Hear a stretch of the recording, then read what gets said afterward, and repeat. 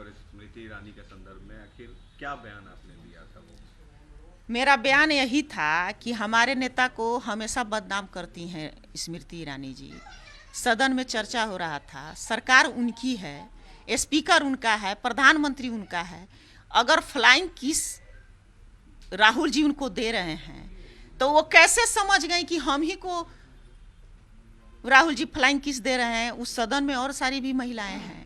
और कल हेमा मालिनी जी का बयान आया था, उनसे प्रेस वाला पूछा कि जब फ्लाइंग किस राहुल जी दे रहे थे तब देखी थी, तो बोली कि नहीं। तो इसका मतलब तो स्पष्ट हो रहा है कि मेरे नेता को बदनाम करने के लिए ऐसा साजिश रचा जा रहा है।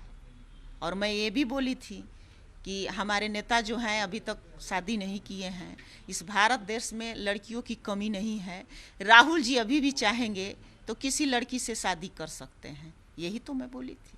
नहीं, आपने उनको बुढ़िया भी कहा 50 साल की, क्या उस मेरी स्टेटमेंट पे आप कायम हैं? मेरी उम्र 50 साल है, तो हमको कोई आंटी कह दे, कोई बूढ़ी कह दे तो रिएक्ट नहीं होना चाहिए।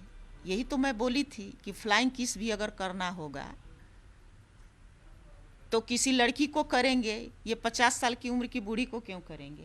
नहीं, लेकिन हमने देखा कि जो वीडियो था, वीडियो में जो राहुल गांधी रिएक्ट कर रहे थे वो चेयर के तरफ था, लेकिन बीजेपी के महिला सांसदों ने एक लेटर लिखा, बाकायदा उसमें कई महिला सांसदों का साइन था और वो फिर उस पर आगे प्रोसिक्यूटिंग के लिए आगे लेटर जारी किया गया।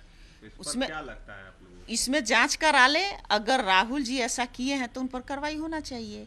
हम कांग्रेस पार्टी के नेता कार्रवाई से नहीं डरते हैं। हाल ही में कार्रवाई मेरे नेता पे हुई थी, उनका सदस्यता तक खत्म कर दिया गया था, उनका घर भी छीन लिया गया था, लेकिन कोर्ट से हम लोग को जीत मिली और फिर उनका सदस्यता बहाल हुआ और वो सदन में गए।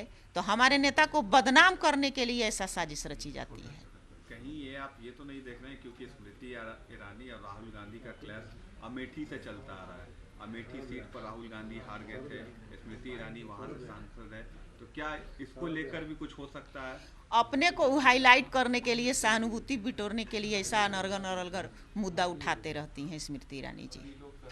तो आप जो बयान दे रही है, राहुल गांधी अक्सर विदेश जाते हैं, उनके विदेश के दौरे को लेकर बीजेपी उन पर काफी अटैकिंग होती है। विदेश तो हर नेता जाते हैं, सब लोग जाते हैं, तो राहुल जी पर ही अटैक क्यों होता है? ये भाजपा के नेता मंत्री लोग विदेश नहीं जाते हैं क्या?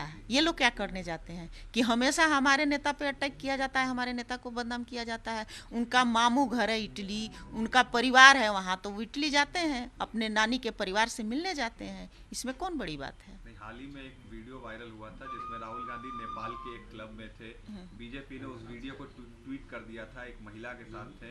तो आपको नहीं लगता कि आपके इस बयान के बाद फिर से भाजपा अटैकिंग हो जाएगी राहुल गांधी को? भाजपा के नेता लोग को तो इतना घटिया घटिया वीडियो वायरल होता है भाजपा नेताओं के साथ, लड़की के साथ, महिला के साथ, तो उसका कार्रवाई नहीं होता है? उस पर भी तो कार्रवाई करना चाहिए। मणिपुर में इतना बड़ा घटना घटी, वहाँ भाजपा की सरकार है, वहाँ के महिलाओं को नंगा किया जाता है, परेड कराया जाता है, रेप किया जाता है, तो उस पर स्मृति ईरानी क्यों नहीं बोलती हैं? अगर महिला के हितैषी हैं, महिला के बारे में वो कुछ अच्छा सोचती हैं, तो महिला पर घटना घटे उस पर भी उनको कुछ बोलना चाहिए। वो हमेशा राहुल जी को बदनाम करने के लिए राहुल जी पर ही टारगेट क्यों करती हैं?